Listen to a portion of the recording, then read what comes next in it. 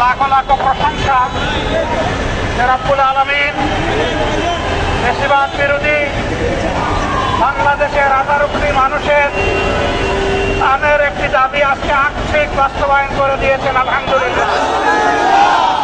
দাবি আমাদের পুরা বাস্তবায়িত হয়নি।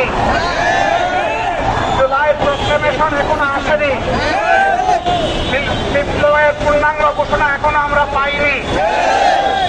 আমরা ইনশাআল্লাহ ধাপে ধাপে সামনের দিকে এগিয়ে যাব। জুলাইকে আমরা হারিয়ে যেতে দেব না। এই জুলাইকেই বুকে ধারণ করে আমরা এগিয়ে যাব।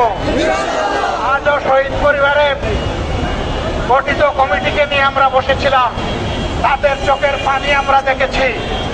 তারা বলেছে সরকারের কোনো সাহায্য চাই না, আমরা ন্যায় বিচার চাই।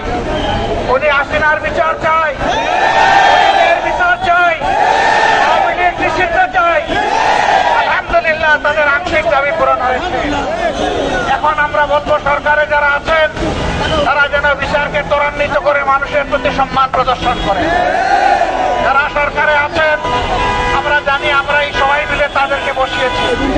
যেহেতু জনতার আকাঙ্ক্ষা বাস্তবায়নের এই সরকার, কাজেই কোনো চোখ রাঙানির উপেক্ষা না করে তাদেরকে জনদাবির প্রতি সম্মান দেখিয়ে সবগুলো ন্যায্য দাবি পূরণ করতে হবে, বিচার করতে হবে।